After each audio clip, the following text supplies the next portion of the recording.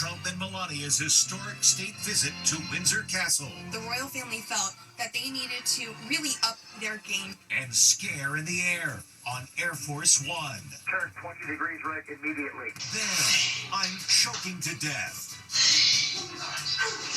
Pregnant wife to the rescue.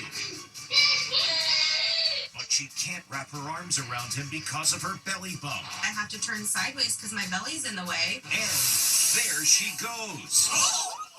The NFL cheerleader thrown for a loop. Are you okay? Plus, Powerball Granny. She just won the big drawing. I'm giving it all away. Then, Robert Redford cold case. The unsolved murder mystery that haunted the acting legend to his grave. The search for the suspect in the killing of Redford's daughter's fiancé. Plus, will this contraption save your life if you fall? Pretty cool, but does it always work in real life? We put it to the test. And did crocodile hunter Steve Irwin's son just turn in the best dance ever? Now, Inside Edition with Eva Pilgrim. Hello and thanks for joining us. I'm Eva Pilgrim. Pomp and pageantry. No one does it quite like Britain's royal family. Tonight was the main event of President Trump and First Lady Melania's state visit in the UK as they were honored at a dinner inside Windsor Castle. A day of pomp and pageantry as President Trump and the First Lady make their state visit to the UK. The climax was a glittering banquet at Windsor Castle. Walking behind President Trump and King Charles, and beside Queen Camilla, Melania wore a daring canary yellow off-the-shoulder gown. Princess Kate wore a gold lacy dress with a tiara. The president sat between her and the king. Melania sat between Queen Camilla and Prince William. This is truly one of the highest honors of my life. The enormous table seats 160 guests. The president's daughter, Tiffany, also attended. They're calling this the state visit on steroids. The royal family felt that they needed to really up their game today. So there was more soldiers, more marching. The historic event began with Trump and Melania being greeted by William and Kate on the castle grounds. The president appears to tell Princess Kate, "You're so beautiful." Melania wore a dramatic suit and low, wide-brimmed hat, custom-made by Dior. It was similar to what she wore at the inauguration in January. The foursome then strolled a short distance across the lawn to meet King Charles and Queen Camilla. In the blustery English wind, Melania grabbed her hat. The three men chatted with each other, and so did the three ladies. Then came the spectacle that the Brits excel at. With coachmen as far as the eye could see, the president and the king rode in a horse-drawn state carriage. Behind them came Melania and Camilla. A third carriage bore Kate and William. Escorted by mounted guardsmen in gleaming helmets and breastplates, they drove to the castle itself. A phalanx of red-coated guardsmen lined the drive. Once inside the walls of the castle, a military band struck up the American national anthem. The king gave Trump the rare honor of walking ahead as they reviewed the honor guard. Charles joked, "Watch the sword," and nudges the president. In the royals' private chapel, the president and first lady paid tribute at the tomb of the late Queen Elizabeth. Then came a red, white, and blue flyover by military jets. Not everyone gave Trump such a warm welcome. 20 miles away in central London, demonstrators took to the streets. The night before, protesters used a projector to beam a huge photo of Trump and Jeffrey Epstein onto the walls of Windsor Castle. We're also learning that as Air Force One flew out of U.S. airspace yesterday, the pilot of an airplane operated by Spirit Airlines was scolded. He was getting too close. Turn 20 degrees right immediately. Pay attention. Traffic's off your left wing by 8 miles. I'm sure you can see who it is, but keep an eye out for him. He's white and blue. Get off the iPad. Spirit says the plane followed procedures and air traffic control instructions while en route to Boston and landed uneventfully. Nothing marred the glittering event for the ages. Tomorrow, Princess Kate and First Lady Melania will make their first joint public appearance promoting Britain's equivalent of the Boy and Girl Scouts. Eating too fast. A man chokes while eating. Thankfully, his wife was nearby to give him the Heimlich. A scary situation, especially because the wife is 6 months pregnant and couldn't wrap her arms fully around him. Jim Murray has the details. A hungry dad digs into dinner. Suddenly, there's a major problem. A mozzarella stick is lodged in his throat. He's choking. His pregnant wife looks stunned. As dad bends over the trash can, she comes over to help. She slaps him on the back, but the mozzarella's still stuck. He's not. Now, pregnant mom jumps into action with the Heimlich maneuver, but her 6-month baby bump is in the way. She has to turn her belly to the side to save her husband and protect their unborn child. Are you okay? It works. Mom comforts the kids as dad catches his breath.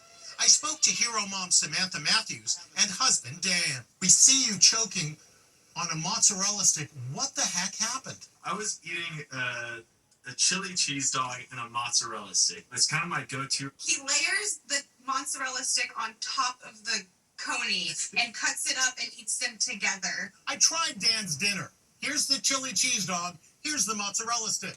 I'm putting it on top. Looks delicious. Time for a bite. Yep. It's a mouthful. I was chewing it up, go to swallow, and part of the mozzarella stick stayed in my mouth. The other part that I was trying to swallow went down, but they were attached by the melted cheese. When he went like this, I was like, oh no, because I'm slapping his back trying to help him. In a millisecond, I have to think, how do I do this? Also, I'm pregnant, so I try to do it, and then I realize I have to turn sideways because my belly's in the way. That was traumatic, and now that we're on the other side, we can have a little laugh. I was like, this is not happening right now. This is not the way Dan's going out. Oh my God. Speaking of scary, a cheerleader for the New Orleans Saints was practicing with her squad when she went flying. She tells Allison Hall what happened. She's a New Orleans Saints cheerleader, front and center with her squad. She's nailed dramatic stunts in front of thousands of fans and many millions more watching on national TV. But during practice, she experienced every cheerleader's nightmare. She went flying across the field after she and 2 squad members lost their grip. Are you okay? Yes, I am perfectly fine. Believe it or not, I actually bounced right back up within 2 seconds. 28-year-old Lily Lowry posted a cheeky video on social media. A lot of you guys wanted to know if I'm okay.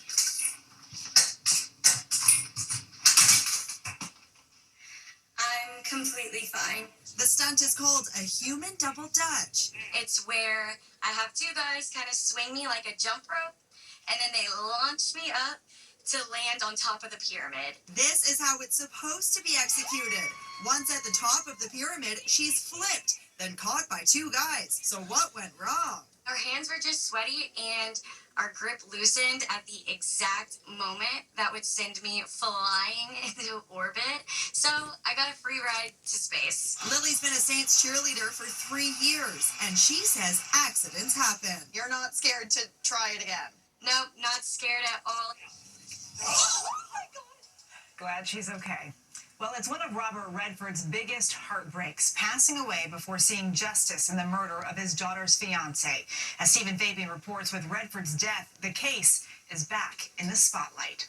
The passing of Hollywood icon Robert Redford is reigniting a tantalizing cold case, one close to Redford's heart. 22-year-old Sidney Wells was going to be Redford's son-in-law. He was engaged to the star's daughter, Shauna. But he was found shot to death in his apartment in Boulder, Colorado in 1983. It looks like little brother's man is dead. He's breathing. No, I don't see any movement out. Redford was filming The Natural in Buffalo, New York, and temporarily halted production so he could return to Colorado to attend the funeral and comfort his distraught daughter. The only suspect was the dead student's roommate, Thane Smyka. He's also known by the nickname Jungle Mike, and he has been on the run for 4 decades. He is still on the FBI's most wanted list. In 1998, Redford expressed frustration that the killer was on the loose. It's been too long, and the pain is, that gets partially healed over, not completely. Today, I spoke to the slain victim's brother. He's hoping renewed interest in the case will finally result in Smika's arrest. Every day we hope that we can find things, Micah, and bring him in. Robert Redford has been in touch with you and your family throughout all this. What has he done to help all of you? It's been extensive, and it's been so deeply appreciated. Redford also stayed in contact with prosecutors. He was very warm, very cordial, very informal. He certainly had followed this case, which I think had a very devastating impact on his daughter. It was a very violent murder. The FBI says Smika was living in this beach town in Mexico in 2007, and he has also been cited in Costa Rica. This grandma just won a $150,000 Powerball jackpot, but she's giving it all away. And Mercogliano tells us the emotional reason why.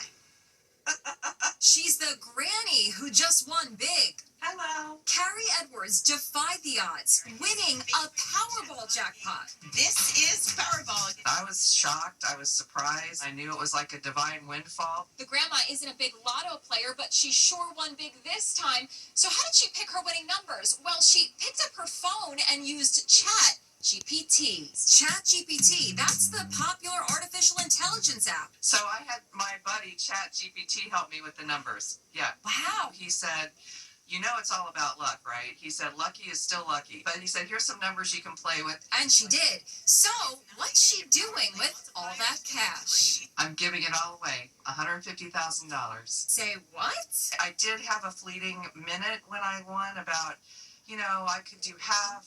And then all of a sudden this just voice said, no, you got to give it all away. That's right. She's donating all the money to 3 charities, including one very close to her heart. Her husband, Steve, died from dementia in 2023. He started having symptoms at 57. They diagnosed him at age 59 with frontotemporal degeneration, and it's a terminal dementia. Steve was a firefighter in Fairfax County, Virginia, and responded to the terrorist attack on the Pentagon on 9/11. He took this extraordinary photo. It's his guys that rolled the flag down the side of the Pentagon. All he ever wanted to do was help people. Now she's helping people with her Powerball jackpot. Do you think he would support your decision? Absolutely, 100%. And Carrie tells us she hopes to inspire others to give back. We know he can wrangle a crocodile like his late father, but wildlife expert Robert Irwin also has some pretty fancy footwork, which he proved on last night's season premiere of Dancing with the Stars. A new star is born. Robert Irwin, son of crocodile hunter Steve and brother of Bindi, stole the show last night. Robert has big dance shoes to fill. Bindi won the competition 10 years ago. Bindi and Jay! There he is at age 10 in the audience back in 2015. Last night, Bindi was there for her brother. Next week comes a double elimination from the ballroom. Millions end up in the ER from falls each year. Now, there's a contraption to help. But do they work? Falling is a curse of getting old. Every year, 1 in 4 Americans 65 and older take a bad spill. Falling is the leading cause of injury-related deaths for the elderly. Now, this new device is getting a lot of attention. It's called the S-Airbag, an anti-fall vest that promises to cushion your fall. The S-Airbag Elderly Anti-Fall Airbag Vest. The company's commercials show how the vests deploy.